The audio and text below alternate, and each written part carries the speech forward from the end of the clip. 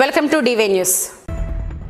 Shri Satyasai agro rice mill industries vigilance అధికారులు తనిఖీ. మెదక్ జిల్లా మండల కేంద్రమైన కోల్చారంలోని Shri Satyasai agro rice mill ఇండస్ట్రీస్లో సుమారుగా 7 కోట్ల రూపాయల ధాన్యం మాయమైనట్లు జిల్లా పౌర సరఫరాల అధికారి నిత్యానంద తెలిపారు. విజిలెన్స్ అండ్ ఎన్ఫోర్స్మెంట్ మరియు జిల్లా పౌర సరఫరాల అధికారి, అసిస్టెంట్ పౌర సరఫరాల అధికారి, ఇన్స్పెక్టర్ వారు సంయుక్తంగా కలిసి మెదక్ జిల్లాలోని కోల్చారం మండల గ్రామంలో గల Sri Satyasai agro rice mill ఇండస్ట్రీలో తనిఖీ చేశారు.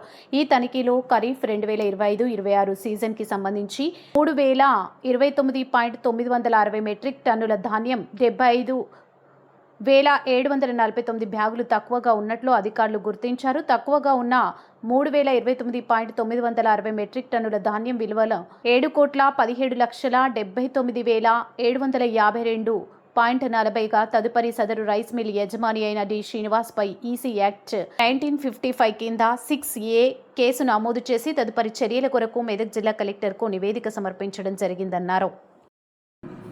నా పేరు నిత్యానంద్, ఐఎమ్ డిసిఎస్ఓ మెదక్. నిన్న నమ్మదగిన సమాచారం మేరకు సత్యసాయి రైస్ మిల్ కూర్చారం మిల్ని విజిట్ చేయడం జరిగింది. అక్కడ ధాన్యం నిల్వల్లో మేము వెరిఫై చేశాము. గోదాములను వెరిఫై చేస్తే దాదాపు 3,000 మెట్రిక్ టన్నుల ధాన్యం తక్కువగా ఉన్నట్లు గుర్తించడం జరిగింది.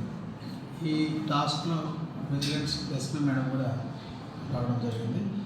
విజిలెన్స్ ఎస్పీ మేము ఆ స్టాఫ్ అంతా పోయి విజిట్ చేసి అక్కడ 3,000 మెట్రిక్ టన్నుల ధాన్యం అంటే దాదాపు 7 కోట్ల ధాన్యం తక్కువగా ఉన్నట్టు గుర్తించడం జరిగింది.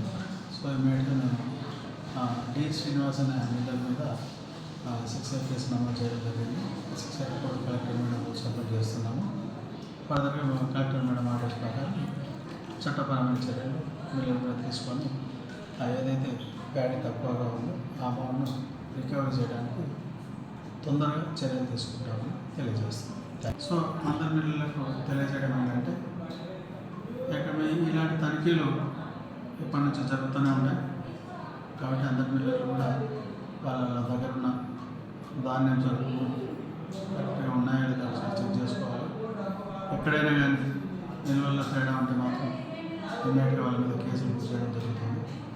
కాబట్టి అందరూ దయచేసి చెక్ చేసుకోవాల్సిందిగా నా మీకు ఈ వీడియో నచ్చినట్లయితే లైక్ చేయండి, షేర్ చేయండి. ముందుగా కింద ఉన్న సబ్స్క్రైబ్ బటన్ పై క్లిక్ చేయండి. ఎల్లప్పుడూ అప్డేట్ సమాచారాన్ని పొందండి.